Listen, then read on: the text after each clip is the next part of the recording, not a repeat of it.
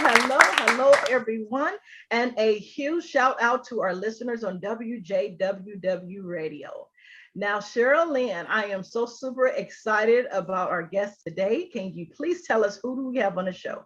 I'm excited as well. We have on the show today a musical genius. I'm speaking it into existence. He is a guru, a producer, a composer, all things under the sun music. Mr. Benjamin Smith is with us today, and we are Divine Connections. Welcome, sir. Thank you. Thank you. My name is Benjamin Smith. I am a composer and an all-around audio enthusiast, and I have been doing music now for over 20 years. But what I'm doing mainly is the Splice Cream Truck, which is an analog recording studio and an ice cream truck. And the idea came straight from God. I'll leave it at that right now. All right, and I'm sure we're going to hear more about that Splice Cream Truck. So the pictures in the background. Ben and I were guests at a Love in Action Ohio networking event hosted by the founder, Alicia Michelle Blackman. Benjamin gave a presentation, and I was just so amazed about the whole Splice Cream journey. Welcome once again, Ben. I'm so glad that you are here on the show. So let's just dig right in. Tell us a little bit more about Splice Cream Truck. I was working at a company named Findaway a little outside of Cleveland in Solon, for locals that know where that is. And as I was working these audio devices, I had an idea. I drew it. I took a piece of paper and actually drew it. And it was an ice cream truck. And I had a couple of friends around, and they're like, that's interesting. And I'm like, I want to do this. At first, I was like, well, I just want to drive the truck. I just want an ice cream truck to drive around. I do things like that. So. But as the idea kind of kept flowing, I'm like, I want to be able to talk to people and connect with them more, because I am a naturally shy person. At some point, I think I had social anxiety disorder, and it made it hard for me to talk with people. So for my growth, I felt like this is something that would help me connect with people. So I knew the ice cream truck would probably automatically draw some attention, and people would ask questions about it. So I brought that a little further as I'm thinking about music and recording. And I'm like, what if I had a recording studio on there, but not a traditional one that would be like if it was from 1968. Like, what if I put old school recording equipment on there and recorded people? And then I took it a step further, and I'm like, what about a vinyl lathe? So I love records, and most of my heroes came up in the era where everything was recorded to vinyl, and I love that sound, and it's influenced my compositions and production. So I drew up that entire idea, and within a couple of weeks, this thing called the ballot box came to Ohio, to Cleveland. It was a grant project from New York, and they thought they wanted to try it out in different cities, and it just so happened to land in Cleveland. So within 2 weeks of me drawing this, I had an opportunity to pitch this idea. There was a company that is no longer around, but Northeast Shores Development Corporation in Collinwood. I spent a lot of time in Collinwood at the time because I did some audio work at the Beachland Ballroom. So I was around it a lot, and I went to one of their meetings about it, and I could see, because I'm listening to God, that this is one of those, this is the pathway to getting this to come into fruition. So I wrote down the idea and got the proposal together, and I had to do a full campaign for this, like I was running for office. So I went around to all kind of different venues and schools and told people about the idea. Eventually, I got my grant and I found this truck in Montana. So I took a 2-day bus ride out there. Wow. I started off on Greyhound, then it was Jefferson, and then it was a van. This was so far out in Montana, Helena, Montana. 2 days I was up. There were people coughing on the bus. It was scary. It was very scary. I got there, and it was a lady who wanted to start a Chinese restaurant on wheels, but she lost interest. So she had this truck just sitting. It was a former mail truck. So it still had the like post office insignia on there. And I, without any hesitation, I'd never seen the truck before. Sight unseen, I traveled out there because, again, me listening to this voice, which was God, I was like, this is what it is. So I went out there. My motel room was horrible. Lots of ridiculousness happening. So by this time, I'd been up for 3 days. That day, I got to the truck. Wonderful lady that I met. I still talk to her to this day. I put some air in the tire, and I went to Walmart and had them patch a little hole in it. And I drove that truck from Helena, Montana, back to Cleveland. So I was up for 2 more days straight. And the experience I had driving that back was like no other. I felt like I had a direct connection with God. You know, I've been up for 5 days or 4.5 days or so. So you were hallucinating. Hallucinating for sure. For sure. It was so much stuff happened. It was insane. The stuff that I'm just taking in. And at one point, what is the highway from Chicago? I think is it I-80 or 85? I can't remember, but it's like pitch black most of the way, and there's nobody else on there but you. That's it. At one point, I was sitting beside myself, talking to myself, sitting beside myself, talking to myself. And they were just guiding me on this trip. And so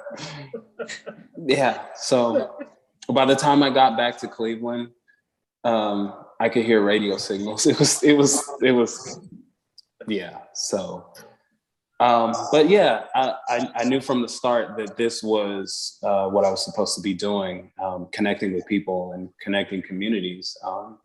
And I came up with the name Splice Cream because of ice cream and the process of putting people together. And in the analog world, you splice tape, you put it together. So I thought, hey, Splice Cream, splicing people together. And I've been doing this now since the end of 2015, early 2016. Oh, it's been a while. Nice. Yes. Awesome. Wait, so then before you go more into that, because that is an amazing story in its own, and we actually share similar stories. Like when you said, you know, God just told you, I connected with that 100%. This show is not about me, so I'm not going to go into it. But I had that same exact type of download from God. My question about that is, what at that point in your life, or what allowed you to be so trusting? Because you moved quickly. You said within like 2 weeks. You know how we are as humans. We question God. We debate back and forth. We look at our circumstances. If it's not really lining up, we're hesitant. Right. You were on it. So where were you in your life at that time? Maybe even your strong connection with God that you were so trusting as to say, okay, let's go.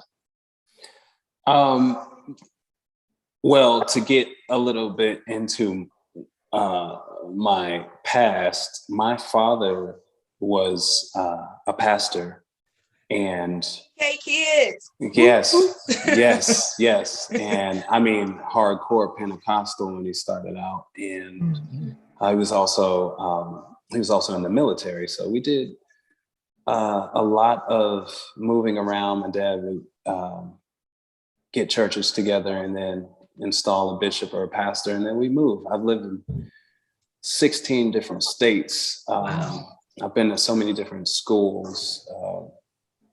And I say all that to say that I have always been trusting of God, because from the time I was a little kid that I could actually, have memories, he's always taken care of us. We've been homeless before, but it didn't feel like that. It was a vacation. My dad has always trusted the Lord, and he's always come through. So I've always seen that happen. So my trust in God has never, ever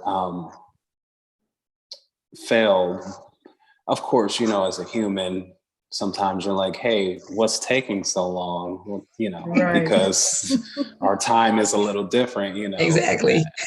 As the supreme being, he's kind of like, just wait. I'm like, hey, I'm old, at like 22. I'm like, whoa, I should be Bill Gates already. Come on. Right. So at that particular point in my life, I knew that I was different from a lot of the people that I was around, because just listening to them, I knew that a lot of them were they lacked faith. And I guess I view life differently, because like I said, I've seen what people, what I call miracles. I think a lot of people think that miracles are like the sky opens up and, there's a trumpet sound and God comes down and he's like, no, here's $1 million. Right. Miracles to me are, hey, I didn't have any money yesterday and today I have money to pay my bills. Like, whoa, out of nowhere, God told me, or a person will come up to me and say, God told me to give this to you. And I'll be like, I needed, $300. And someone gives me $300. And I'm like, I see you, Lord. I see you. Right. Yeah. So my faith has always been like that. So at the time of the truck, I had been doing a lot of music, and my brother, who knew a lot of what I was going through, he had passed away in 2012, and we did a lot of music together, and it was just a tragic thing. He died in a car accident, and our mutual best friend told me to come up to Cleveland, because the quote was, you're an artsy dude. Cleveland's an artsy town. You should come up here, and I was in Cincinnati at that time. My father passed away in 2006. And I was still in Cincinnati. My brother passed away in 2012. I was still in Cincinnati, and I'm like, I'm not staying here anymore. Right. I need to do something. Nothing was going on. I try and remain as humble as possible with everything, because, I feel like that's how people get their gifts, not necessarily taken away, but, put on timeout. So I try to, remain as humble as possible, but I'm sitting in Cincinnati and nothing is happening. Nothing is going on, and it's not, it doesn't feel right. So I end up coming to Cleveland, and so it was about 4 years of me doing music again. And it's like, okay, this is happening. I'm trusting people. They're letting me down. I'm working these jobs. They're letting me down. And I'm like, okay, Lord, I'm ready for what you want me to do. So that idea, I can't say it came out of nowhere, but it showed up at a time where I wasn't expecting it like right then. So yeah, back to your original question, my trust in God was there. I didn't know what it would be, but I knew it was going to be something. I feel like we all should have that level, because what you've explained, we all have been through things and God has made a way. So we should never waver, because we all can share that same type of testimony. And we might be twins because we got a lot of similarities. I'm telling you. But where did the musical background come from? Were you musical in church? We PK kids. So, I mean, maybe you played the organ or the drums. I sang, they was doing all the prayers, altar calls and everything. I didn't play the piano or anything, but PK kids just can't sit down. My brother, my second oldest brother, was playing piano in church. So he always inspired me to want to pick that up. But honestly, my musical background came from me. It's going to sound strange, but when we were growing up, we watched a lot of local TV because we didn't have any money to have cable. So programs like I don't know if I'm obviously going to date myself here, but Airwolf and Knight Rider would come on, and it's okay. So the music, I'm like, at the time I didn't understand, like, how do you do music? Like, what is this? Like, so I would always try and figure that out. And my older brother, Fred, who is one of my biggest inspirations, every now and then he would drop in and give me a piece of musical equipment. I might not have understood it at the time, but I would try and learn it. Years go by, he'd bring me something else. Eventually my dad bought me a guitar, and I never learned that guitar, but I learned how to make beats on that guitar. It's so weird. I would do drum beats on the guitar. Wow. And that helped me get my rhythm together. So I started going from there, and I was so into video games. Now, my dad didn't take any type of mess whatsoever. So there was no run in the streets, none of that stuff. A lot of PKs I know were bad. Well, you had a double whammy. You had a military Exactly.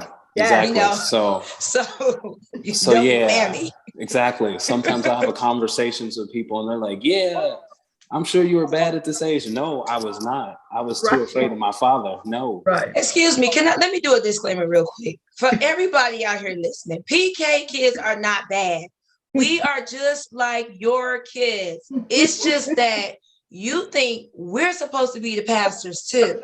Right. No, ma'am. I am just 10 years old. Yes, I am supposed to be jumping off the roof. Your child is the one that told me to come up here. So we are not the worst children in the church. Y'all just hold us as a standard, thinking we're supposed to be the pastor too. Right. No. We bad like your kids is bad. Thank you. Equal bad. The end. And period. Right. And also, if some people don't know this, my dad was one of those ones. He was running the streets and doing all that. And I always say, the people who come to God after being that bad, they won't let you do anything. They will not let you do the things that they were doing. So you get it even more from them. I'm like, in my head as a kid, I'm like, Dad, didn't you tell me you used to run the streets with a shotgun? It's like, well, yeah, and you'll never in your life do that either. I'm like, that's not fair. Exactly. Like, you survived. Right. Try my hand. Exactly. So, but yeah, I got to the point where it's like I never did any of that stuff, and I I was always in the library trying to learn something. I love movies, but the music thing, I love video games. So I would hear that music in video games a lot because I wasn't allowed to go out. So I was just in the house playing games, and I heard a lot of that music, and that really got me over the edge. Like, okay, I'm going to figure out how to make this. And eventually my dad got me some equipment, and I started teaching myself how to do music. Awesome. That is so awesome. That is awesome. Yes, yes. Well, God already had a plan from you from day one. So it doesn't surprise me when you got the equipment and the tools that you needed, that you just jumped right in and you got it. You didn't need a class. You didn't need someone to push you off this way. It was already deposited into you in your mother's womb. So that's how God is, how good God is. So yes. Tell the listeners a little more about some of the interviews that you do on the truck. I want to ask, what is the most to date? Because I know you have did quite a few of them. What is the one that just jumps out that you just can never forget? That one story that just really touched your heart. Can you share with us? Oh, it was there's been quite a few. Unfortunately, the ones that touch me the most are usually tragic. I did an event at the Central neighborhood, and I was interviewing some of the children there, and one in particular, super bright little girl. I think she was like 9 years old, maybe 10, and just super like highly intellectual and super sharp for 10. I'm like, me when I was 10, I was, thinking about Sesame Street and stuff, but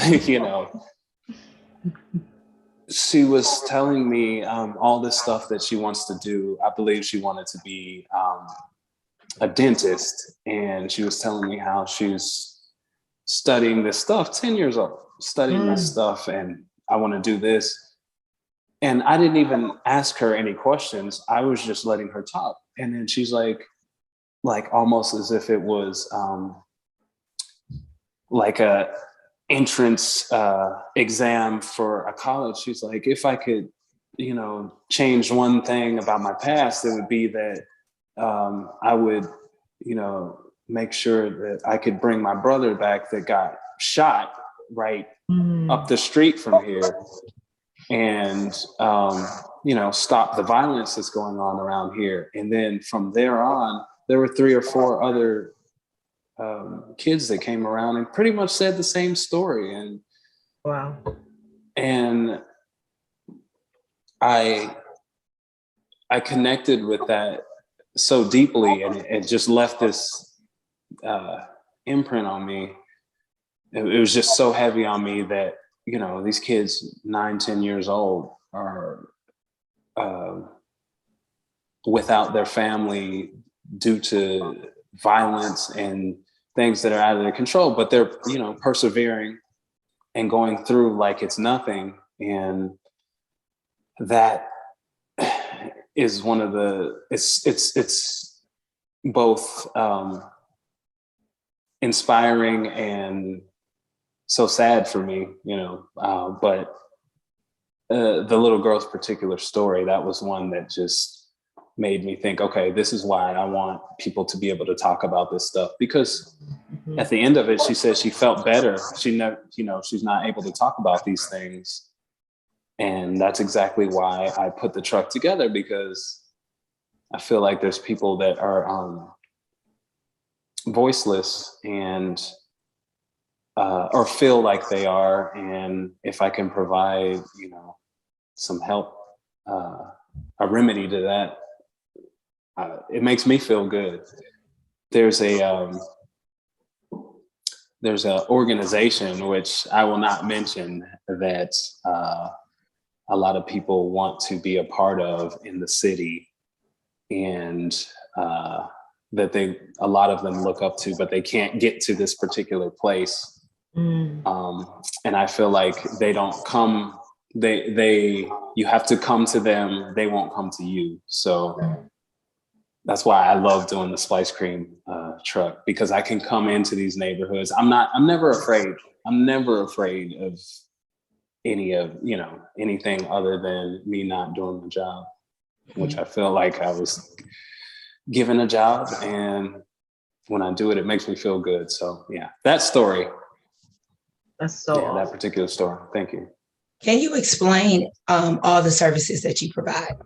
So I got an idea and I enjoy that. Like, I feel good. I'm all into it. Like, I feel like I'm watching the best documentary about this, right? And I could see the little girl. Like, I have a picture of this little girl talking to you just from your explanation.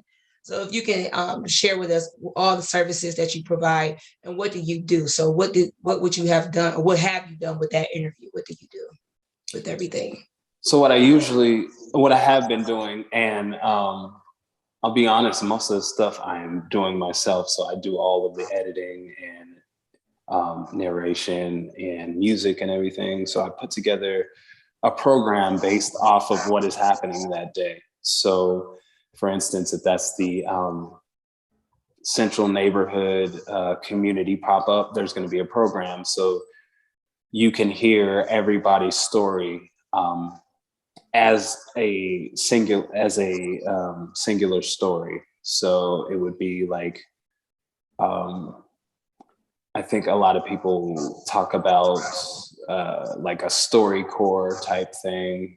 If you listen to NPR, these are programs that were put together so that you can experience what other people are experiencing from the comfort of your own home. Yeah. And with that being said, that one of the reasons why, or one of the other services I provide is I record straight to vinyl for people who want to take a little record home with them. And the reason why I do that is because I meet people of all ages, and sometimes there will be a big gap between the generations in terms of understanding each other. True. One thing that I grew up on vinyl. My dad loved it. His brothers loved it. And when my dad's brother, my uncle, passed, we went up to Detroit, or my brother and my father went up to Detroit and brought back so many records. Like, his collection was so vast.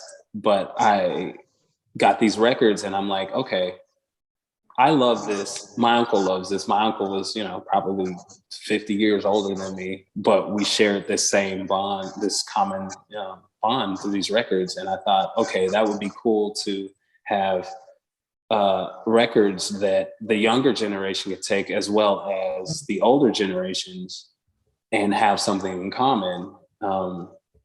And be able to hear stories from each other on a common medium, as well as recording it digitally, of course, so that I can send it out and put it on a website so that everybody else around the nation or around the world can hear what's going on in this neighborhood, what's going on St. Clair, what's going on Kinsman.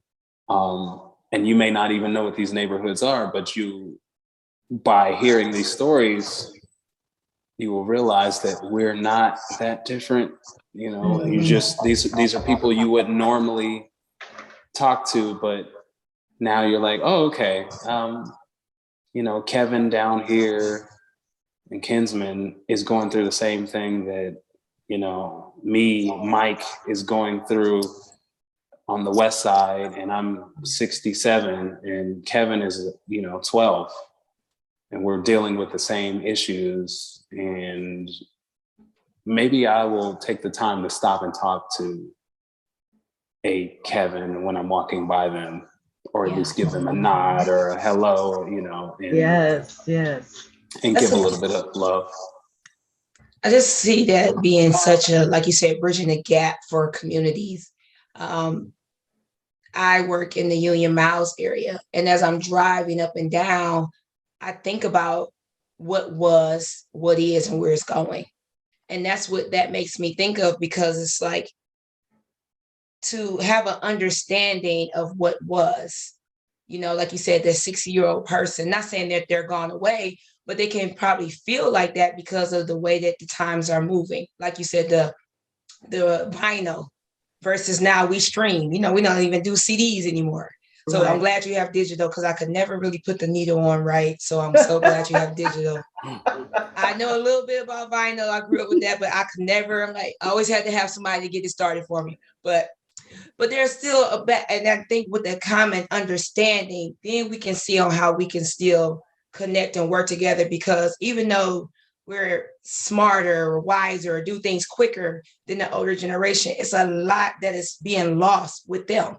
And it's a lot that they have that will continue to help us grow, help our communities get better. Because one thing I said to myself just yesterday, driving down 131st, is look at what was built before all of this so-called extraordinary knowledge. So if we can bridge the gap on what was to what is and where we're going, we can better ourselves. Like you said, and it starts by just hearing each other's story and understanding that we're more common and more sync than what we may think, versus you being Black, you being young, you being corporate, you being on government assistance. It doesn't matter. Right. So I love that. Kudos to you. Thank you. Yeah. So I want to know, so when you decide to go into a neighborhood, how is that process all about? Are you listening for God's voice to say, hey, you need to be over here?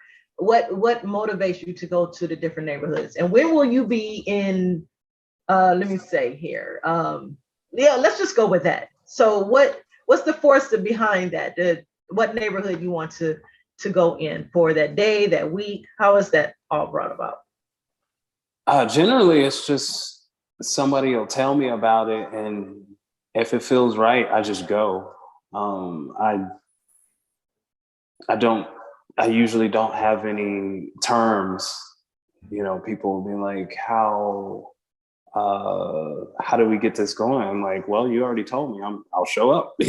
That's generally how I work, because I feel like when I am really in the flow of the word, like, he'll let me know if this isn't good. So if it feels right, I'm just there. I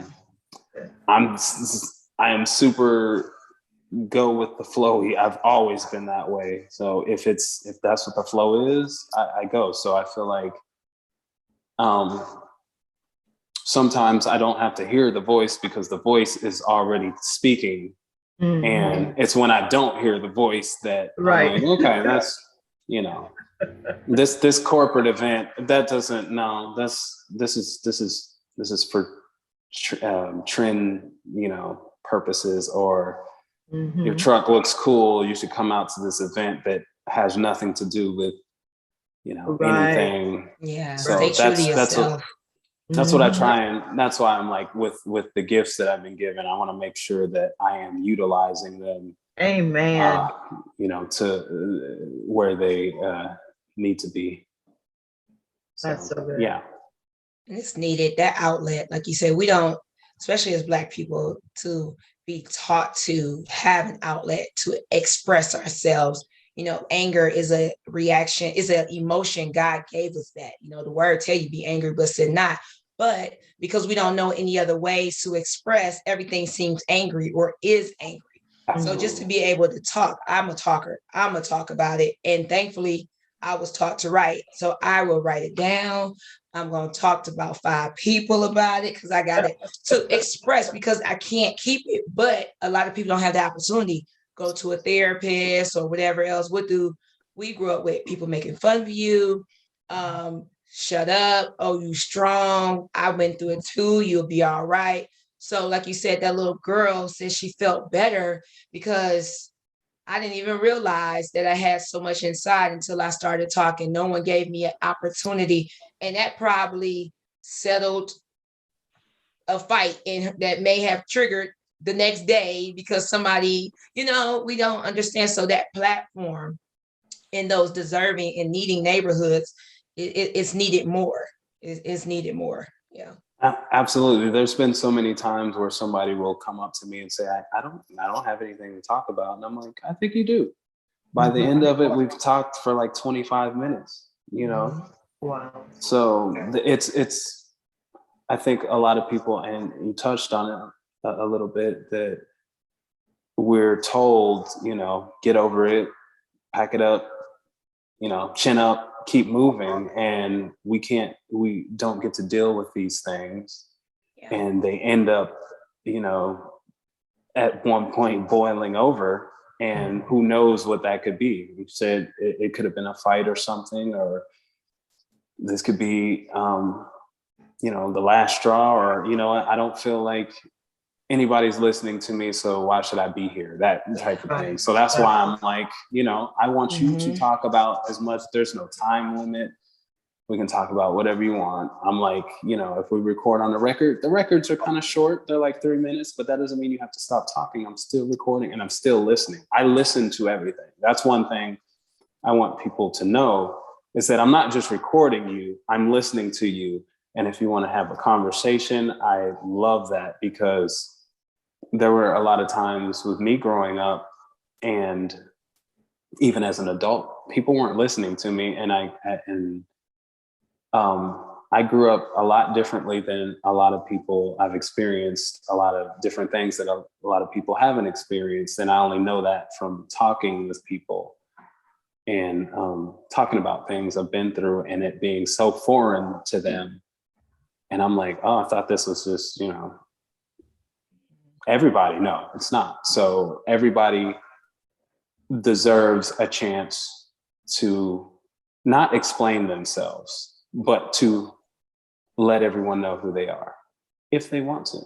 And if they don't, they are entitled to feel comfortable in this world. So I try and make sure that when they talk about stuff, that, hey, I understand, and I love you, God loves you, and I'm so glad that you're here, and it will get better. It always gets better. Yeah. At some point. That's one thing that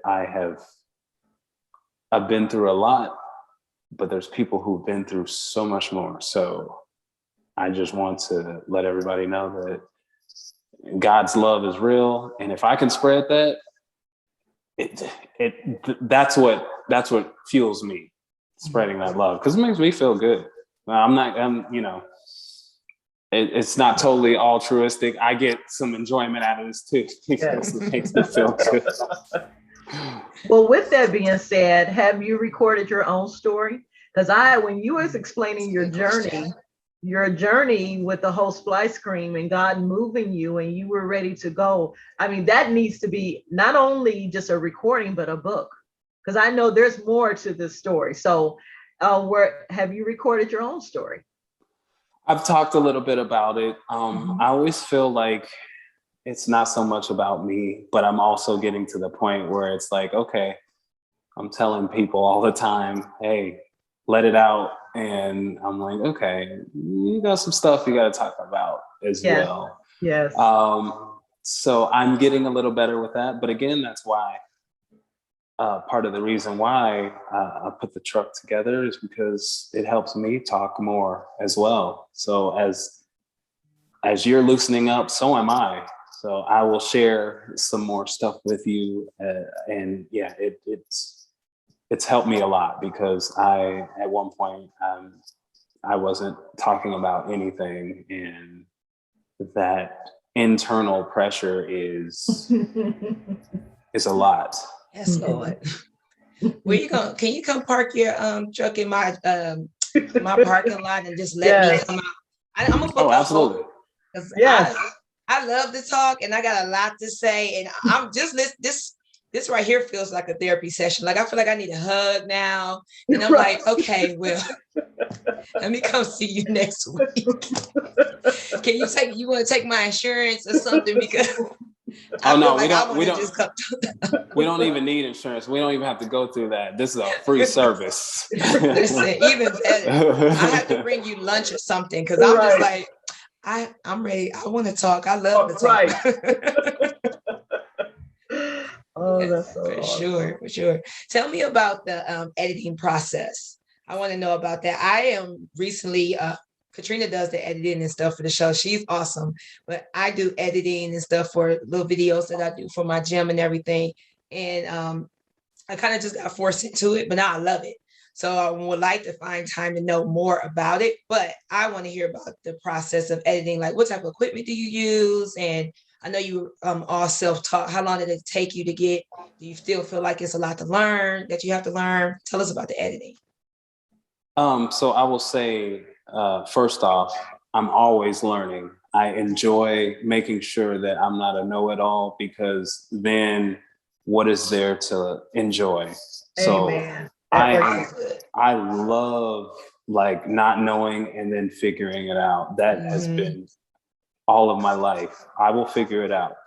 Um, with the editing, when I first started, it was truly just straight to vinyl. So eventually I would record that back onto tape. I wanted it to be a fully analog process because I felt like the analog process has some soul to it that the digital does not, because, you know, I'm capturing your energy on there. And so at first, what I was doing was recording it straight to vinyl and then recording it to tape and then reel to reel. So I would then actually splice, edit the tape by hand with a knife, an X-Acto knife, Wow.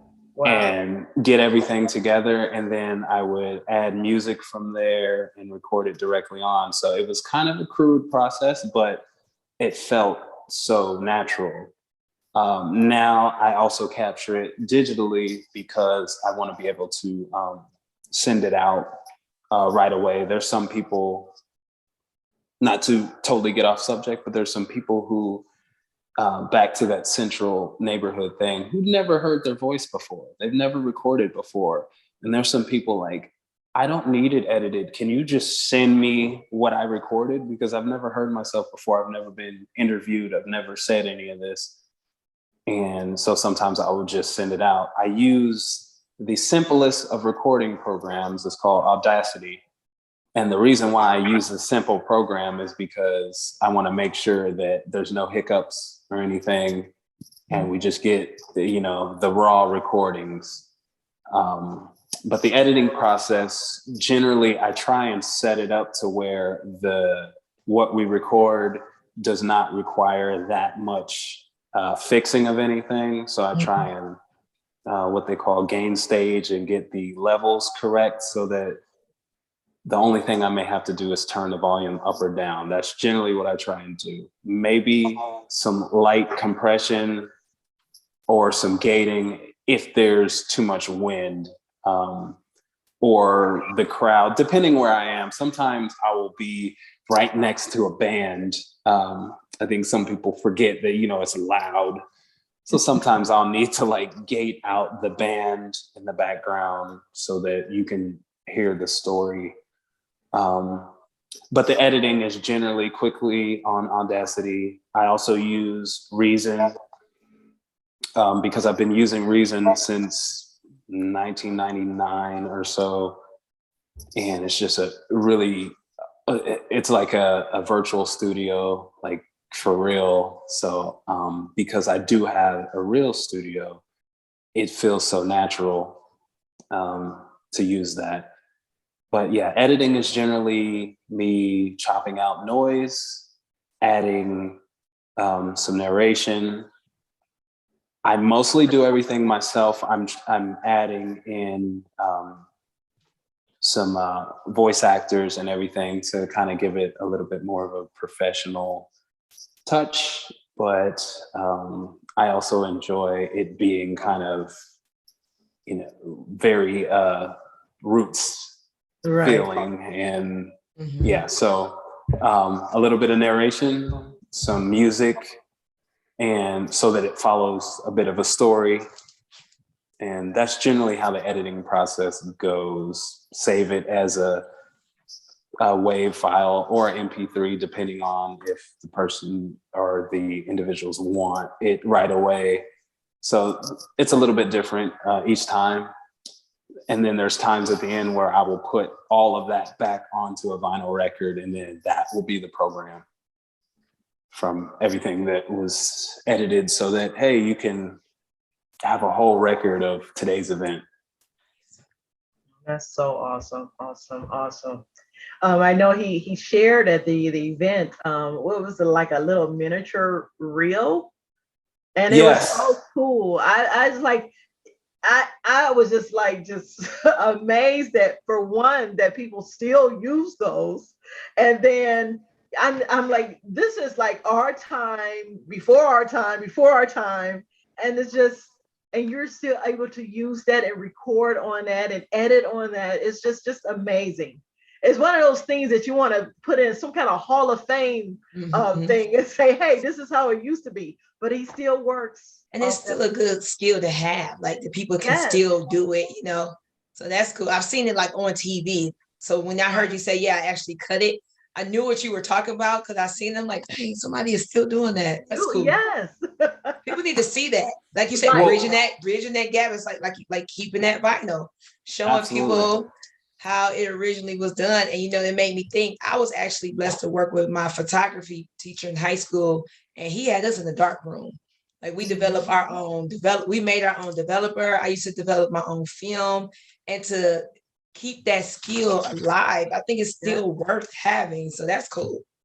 Absolutely. That's how I feel, the same way with recording. And not to let the cat out of the bag, but I have some things that I'm working on to teach those things. And not only to just teach those things, but to teach them to Black people.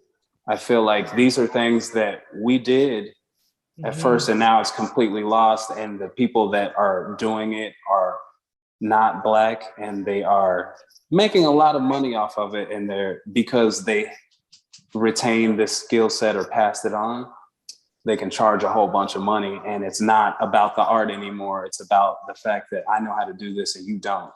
Right. So I am working on something that, you know, a lot of kids know about music, but do you know that this is how these hits that your mother and your grandparents listen to, this is how it was made. This on this reel-to-reel Motown, Sun, any of these record labels, this is how it was made. And you can't do 400 takes, because this is tape, and this tape costs a lot of money. So you have to practice. It's a whole process. Back in the day, you learned how to do this stuff, because if you mess up, that's it. So you're going to take 3 hours to learn this line. And next thing you know, you're a musician. So I want those things to come back. Not putting down computer or any of that, but with a computer, you can record whenever you want. You don't have to learn anything. Just do it again. Okay, have someone edit it. With the analog process, I want you to know what you're doing when you come into it. Know how your voice is going to be, how to take the breaths and everything. And this is, it's trying to keep this lost art alive. And within our community. I was going to ask that, so you answered. Right, I know. That was my next question. Who are you teaching this to? Yes. Yes. So we're just about out of time here, but we like to leave our listener and viewers with I got one more question. Go ahead. Where can we find this? Yes. Where can we find it? What's your handles? What's your contact? I want to watch everything. I want to listen to it. I want to see it. So you have to give us some information so we can follow up and find the wonderful work that you're doing.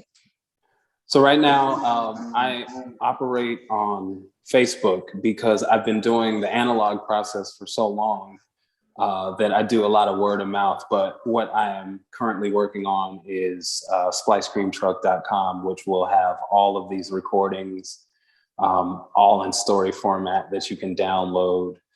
But right now you can find me on Facebook, Splice Cream Truck. Awesome. So since we just have a few minutes more, Ben, can you just leave a word of encouragement for our listeners and viewers? I want to first and foremost say that God is always with you, no matter what. If it feels like God isn't there, it's because you got to open up that box that you put yourself into and get out of it. God is always with you, and not to sound like super cliche or anything, but if you can think it, you can achieve it.